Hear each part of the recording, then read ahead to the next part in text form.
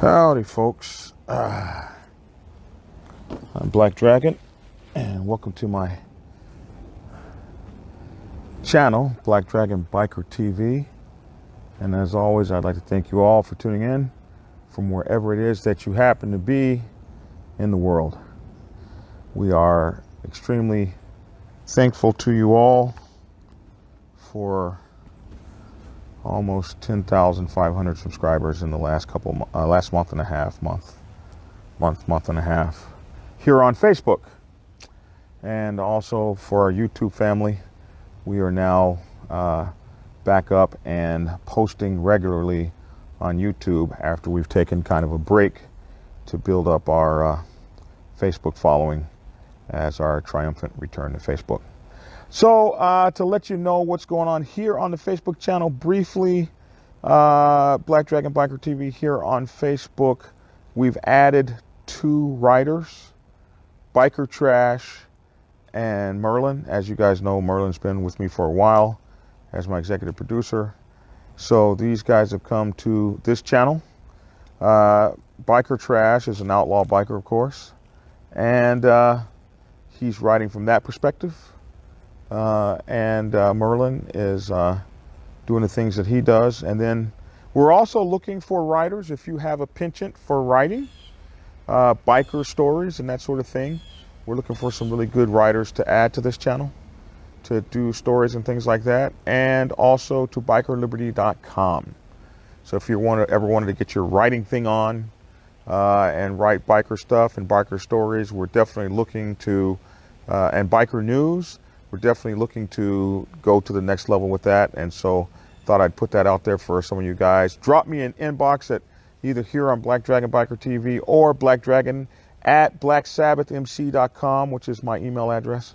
Black Dragon at blacksabbathmc.com. There's 2 B's in Sabbath, and we'd love to get some more writers and some more participants. And you know what we do, we talk about MC protocol, and we talk about MC life and MC giving and all that sort of thing. You don't have to be a 99%er. You can, you know, it doesn't matter. I've come to find out everybody's watching, so everybody can definitely participate if you want to. I take guest writers all the time. I have a piece coming up from Miklo, 1%er. I think you guys would be really interested in what he has to say about the patch police and the new era. So we got some really cool things coming up with those folks, and just looking to better this platform as we are reaching right now about 1.4 million people a week on the Facebook channel alone. And the YouTube channel, as you guys know, 40-some thousand, almost 40,000 subscribers, and we have almost 7 million lifetime downloads or views on that channel. So that's what's going on there. It's good to see you guys as always. I'm always jumping on you guys about this or that, and as a person that's supposed to be teaching and providing dialogue, if you have a parent that's always jumping on you and never giving you praise, or if you have a person that's always jumping on you but never telling you the right way to do things, then, you know, kind of what good is that? You're always complaining, but you don't have anything positive to add, or you're not telling me how to do it correctly. So I wanted to use this. We've been talking a lot about the Sergeant at Arms, and those videos are getting a lot of play. In fact, the video that we did a few days ago on You're Not Ready to Be Sergeant at Arms of This Motorcycle Club, that video did 15,000 views in one afternoon. So we know we've hit an area that people want to know about by the number of views that go on to it. So I figured I would talk to you more about that with this video, to kind of continue on that line of speaking, on that line of education and information. What's up, Damaged Souls? Good to see you guys. Shout out from Day Bay. Good to see you, Nick Strong. Good to see Dave Boy on the channel. So it dawned on me that I jump on you guys a lot about what you're not doing. And so perhaps I could add some clarity about some things that you could be doing. What I say is my opinion. For how I do things, there are 1,000 other ways and 1,000 other people. So, you know, take what I have to say with a, with a jaundiced eye, and do research and come up with what works best for you and your MC. But when we talk about Sergeant at Arms, again, we're talking about a highly respected position, not only in the motorcycle club, but in organizations all over the world. As I've said in other videos, you have Sergeant at Arms in every kind of club, organization, legislative body in the world. It's a esteemed position because it's a position of law enforcement within an organization. The United States Navy has something kind of similar called a Master at Arms. I've heard people who have been in the Navy call Sergeant at Arms in motorcycle clubs, call them Master at Arms or Masters at Arms, because the positions are like kind of closely aligned. You would look at a Master at Arms as a person who would, hold the line on the rules and regulations in the Navy like a Sergeant at Arms does it in the motorcycle club and in other organizations. So it's a position of high esteem. It was first a soldier sergeant position that comes from the early fighting systems in early Great Britain. This Sergeant at Arms has a history of being a journeyman fighter. Journeyman being someone that is not a novice, not a beginner, someone who knows the job and does it well. So these soldier sergeants were leaders within their warring communities and within the warring militaries that they were in. And it just goes on and on and on. If you want to know a good history of Sergeant at Arms, check out my book, The Sergeant at Arms Bible. You can get it on Amazon, Kindle, and also from blackdragonsgear.com, where I spent a lot of time talking just about the history of the position and just how much it means historically. That's why you could understand why it is such a respected position that requires so much finesse. Because even if you're in a situation where you're surrounded by a dominant motorcycle club, they will be looking for the Sergeant at Arms, even before they look for the president, to speak as towards the security of the situation. It's just crazy. So I thought I'd give you some ideas. You're a brand new Sergeant at Arms. You just got started. And I thought I might give you some ideas about the first 60 days in office. Maybe your first 60 days, how you could begin to strengthen your club, strengthen your position within the club, and set the tone for how the club will operate under your tenure as Sergeant at Arms. So I would say the first thing is to know what a Sergeant at Arms is and what a Sergeant at Arms isn't. A Sergeant at Arms is the person who is responsible for not only the security of the club, but also the attitude of the club. Since the Sergeant at Arms is the liaison between the men and the officers, the regular members, full patch brothers, and the officers in the club that run the club, since he's the liaison between the two, then not only is he responsible to make sure that the president's agenda is kept, he's also responsible to make sure the agenda of the club members is kept, because it's a back and forth door in a democratic society.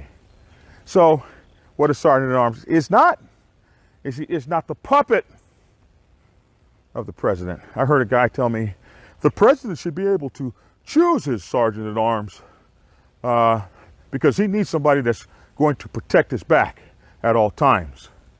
Well, that's an idea, and that's how some clubs might do it. I say the sergeant at arms is elected like everybody else. He's going to do his damn job. His job is to protect the president. He's going to do that. He doesn't have to like the president or be in bed with him or swap and spit with him to accept or to protect him like he's supposed to do. He doesn't have to do that. So that's one thing that I kind of disagree with, but that's my ideas. Hold on, my phone is ringing here. Let me turn it off. So, I thought I put this thing on vibrate. Oh, I did. It was coming through my headphones. Sorry about that. All right, so that's what the sergeant at arms is not. He is not the do-boy of the president. He is the person who makes sure that all laws are enforced according to the bylaws, and he's the person that makes sure that not only is the club protected security-wise, but he's also responsible for the attitude and the tone and what's that word? Morale. The morale of the club. He can set the morale of the club by making sure that the club is a safe place for all. Okay. So, some of the things that a sergeant at arms might want to do in his first 60 days. One is, I would say, reading them for effect, reading them for understanding, and getting a clarification on just exactly what are the rules that you're supposed to be enforcing. If you're lucky enough to be able to talk to the founders, the people who wrote the bylaws, boy, what a blessing. You can sit down and talk to them about what they meant, about their interpretations, and now you've got a great baseline for following the rules you're supposed to be following. Next thing you could also do is read some books on or look at some videos on conflict resolution. Sergeant at arms is responsible for conflict resolution within the club. So, understanding how to resolve conflict between two arguing parties is essential. If you don't have any particular training in that area, you can get yourself some. Looking at some videos on YouTube, looking at some books, maybe talking to a counselor you might know, talking to a preacher or something. How do you solve conflict between a couple people? Be a good way to get started. Now, another thing is an overview of the security of the clubhouse. How is the clubhouse secured? What are we looking at? How do we do parties? How do we do parking? How do we do checking if people have guns and weapons? See, a sergeant at arms is also responsible to make sure that the club doesn't get sued.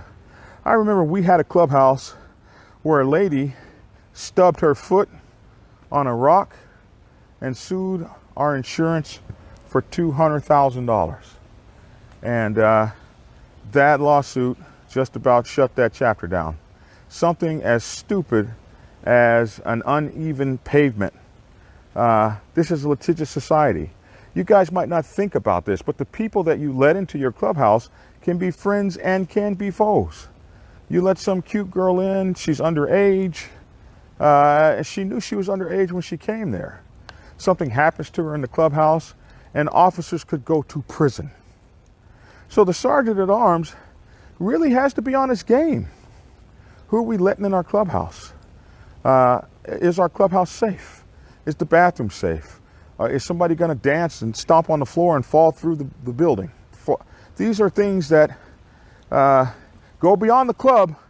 They go beyond the playing around in the club and the coolness of the club. For some people, the club is a plaything. And for those of you especially whose clubs are not incorporated, you find out sometimes the very hard way that when they come sue the club and the club's not incorporated, then they're going straight after the pocketbooks of the officers.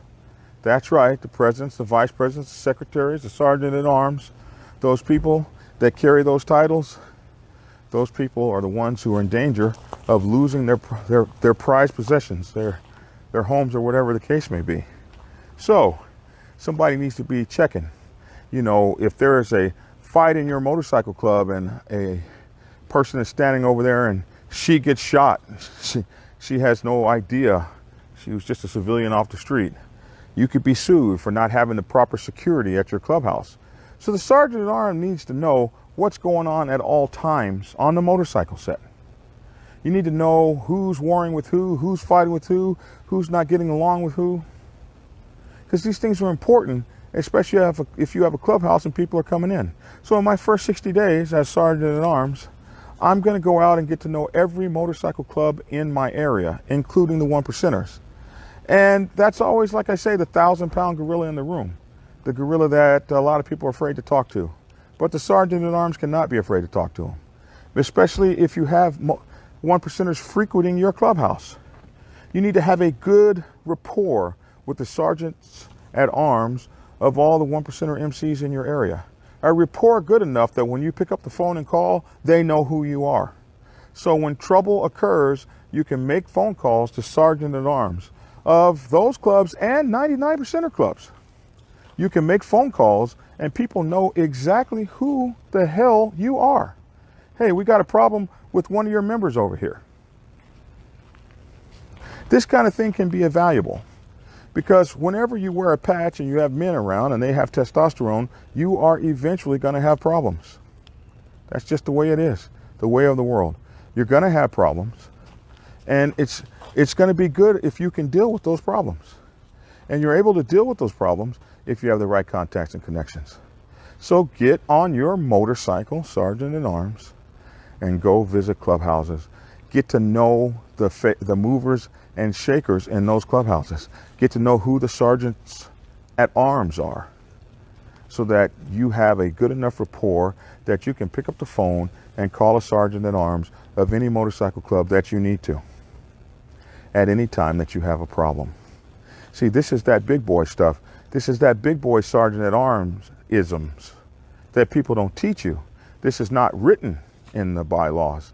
This is the stuff that you don't know. I did a video yesterday called "You Don't Know What You Don't Know" as an officer. You don't know what you don't know because you haven't been through it. Somebody says, as sergeant at arms of my former club, I knew the club constitution inside and out, back and front, and could tell a member what the Constitution said without having to take it out of my bike box. But at least he had that sucker on the bike. And I think a sergeant at arms should have a set of bylaws on him at all times, so he can look directly at your butt and say, what, do you need me to break it out? You need me to show it to you in writing? Because I've already told you what it says. Those are the strong sergeant at arms. They can prove it. Yeah, they know the bylaws backwards and forth, or the Constitution, whatever you want to call it.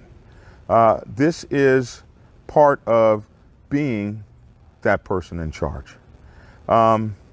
Make those contacts. You should have working relationships with every single motorcycle club within your sphere, most especially those that frequent your clubhouse. Most especially those guys you see in your clubhouse. You should absolutely be able to call and talk to those guys at any time. Sergeant at arms needs to have an assessment of what is going on the ground. Your ear needs to be to the ground. You need to know what the motorcycle club area, what's going on in your area, and to some extent, what's going on in areas around you. So I'm looking at things like the arrest reports or the news, the biker news. I might be tuning in biker news, like Black Dragon Biker News Network, biker news you can trust, or you got Hollywood, HarleyLiberty.com, you got biker trash news, you got 1%er news, you got, man, you got so many resources, even local papers and stuff. You can type in biker news for Atlanta, Georgia, and get what's going on, who had a fight last night, who got shot, who got run over by a motorcycle. Because when you know this information, you can call up a club and say, hey, we heard you had a problem. One of your bikers got killed. Do you need some assistance from us? And you build friends, and you build communication. You build folks say, these guys are all right, man. They were around when we needed them. This is belonging to that set. This is belonging to the community. This is making sure that your motorcycle club has protection and insulation from the inside and the out, from within and from without. From motorcycle clubs that are your allies and motorcycle clubs that you're going to make friends with at a later date and time. Just because you're good folks and you care. Just because you're professional about what you're trying to do and you care about your club. This is where you'll have 1%ers that respect your club. And instead of giving your club hell, they're trying to work with you because they know you guys are professional in the way that you handle your damn business. And this is a lot of times governed by the professionalism of your sergeant at arms and president, vice president. How these guys carry themselves. How they carry themselves is how your MC will be viewed. They are the faces. And a strong sergeant at arms, professional sergeant at arms that has good relationships with motorcycle clubs all around, with the dominant clubs, with the RCs. This is a guy that'll carry your club a long way. He'll keep your club out of shit when shit is blowing up all around you. These are some of the things I would do in my first 60 days. Get to know the problem children in the club. Give everybody a clean slate. Hey, we're starting off with a clean slate here. But I want you to know, I'm not going to tolerate A, B, C, and D. Say what you mean and stand by it. If there's a person that's always been late on their dues, that's something you're not going to tolerate. Hey, I'm the new sergeant at arms. I didn't come in here to start taking patches. You know, I hate that when the brand new sergeant at arms, first day in office, he's taking 10 patches. Well, what is that? Come in. Hey, I'm new to the job. I want you to know I'm very serious about it. And what I'm going to be doing on this job is everything that I can to follow the bylaws. And we've been having problems with you in this situation, that situation. You're going to start with a clean slate with me today, but it's important that you know that clean slate is only going to be clean for as long as you keep it that way. So I don't care about the old folks or whatever they had against you. This is a new day, new sheriff in town. But we ain't a whistling Dixie around here. We're going to do it the right way. So these are things that the sergeant at arms should be doing within the first 60 days. Looking over the bylaws, looking over the security of the club, especially if you have a clubhouse that you throw parties in, you have folks come in all the time. You need to take a whole 360 degree view of the clubhouse security. Do we have the right cameras up? Do we have the right training? You know, you can have a guy get pushy. One of your prospects can get pushy at the door with somebody. I remember a prospect that was searching a guy for a gun when he's coming in the meeting. He kept putting his hand on the guy's penis for whatever reason to search him. His hand brushed across the guy's penis 2 or 3 times. And the guy told the prospect, don't do that again. And he did it again. So the next thing you know, they had a lawsuit for sexual harassment. And, you know, you're like, where the hell did that come from? So it doesn't always come from where you might think it would come from. It's not always some guy that is going to kick your ass and winds up getting beat down at the clubhouse door.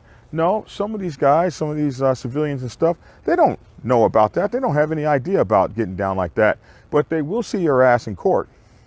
I remember this one sergeant at arms got tough with this civilian. This girl brought her boyfriend onto the biker set, and that's always interesting when they do that.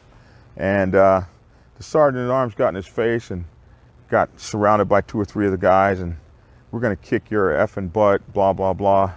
And I remember that guy said, you know, I don't know how much money you guys have or your motorcycle club, but I can guarantee you that whatever you have, my attorney can get it all.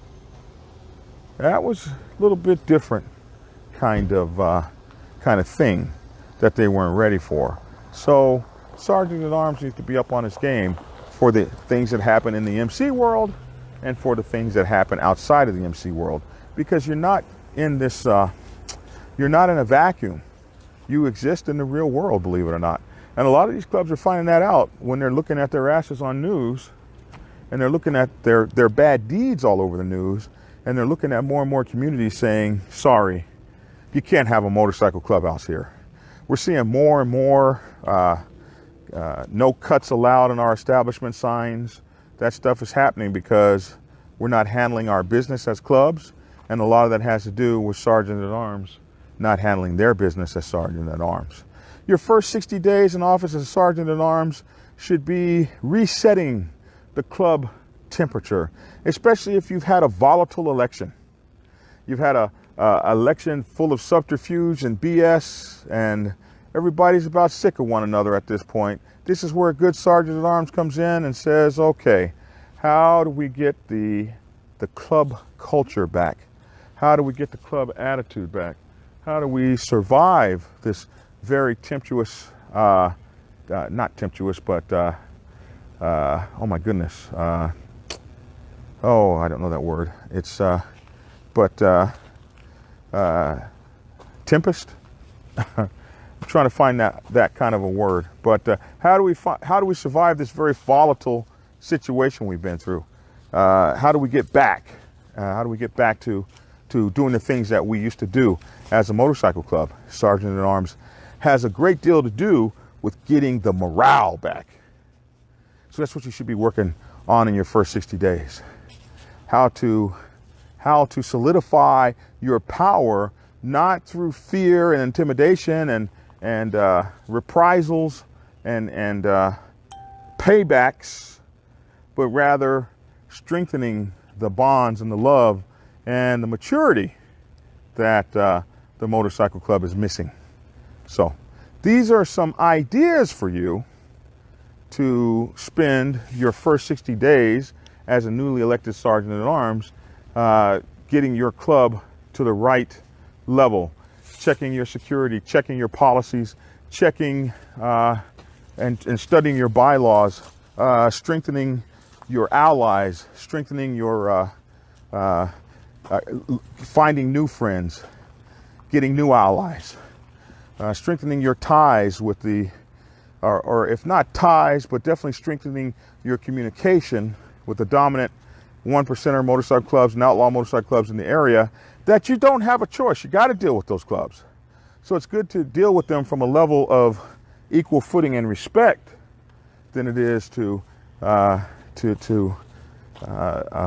deal with them from a level of fear and intimidation, or the first time they see you is when they have a problem with you. It doesn't matter if your chapter ever deals with the 1%ers. They don't have to. But you, the Sergeant at Arms, you do. And often the president does too. All right, so that was my time for that. That's what I have to say. If you have some information or comments, please leave them in the comment section below. We'd love to hear what you have to say. Check us out on bikerliberty.com. That's our news channel. Bikerliberty.com is all of your biker news, Black Dragon Biker News Network, biker news you can trust. You can also get us on our podcast, The Dragon's Lair, Motorcycle Chaos, and all the places where you get podcasts. And also blackdragonsgear.com. Blackdragonsgear.com is where all my books and stuff can be found, and you can get your gear, your Black Dragons gear. Remember, the motorcycle club is about we. It's all about we, not about I. And if you keep that in mind, you can learn how to treat your brothers and sisters like precious pieces of metallic gold. Check us out at Black Dragon Biker TV on YouTube, Black Dragon Biker TV on Facebook, and we are now also on Instagram TV under Black Dragon Biker TV. That's my 2 cents. Out here in the woods, walking up and down these hills, trying to get skinny, get back in shape. It's funny how fast you fall out of shape. That's all I have to say. I'm Black Dragon. Thanks for tuning in, and get skinny. They ask why I'm single, ain't ready to mingle, ain't ready to mingle. They ask why I'm single, ain't ready to mingle, ain't ready to mingle. They ask why I'm single, ain't ready to mingle, ain't ready to mingle. They ask why I'm single, they ask why, they ask why, they ask why I'm single, ain't ready to mingle, ain't ready to mingle. They ask why I'm single, ain't ready to mingle, ain't ready to mingle. They ask why I'm single, ain't ready to mingle, ain't ready to mingle. They ask why I'm single, ain't ready to mingle, ain't ready to mingle.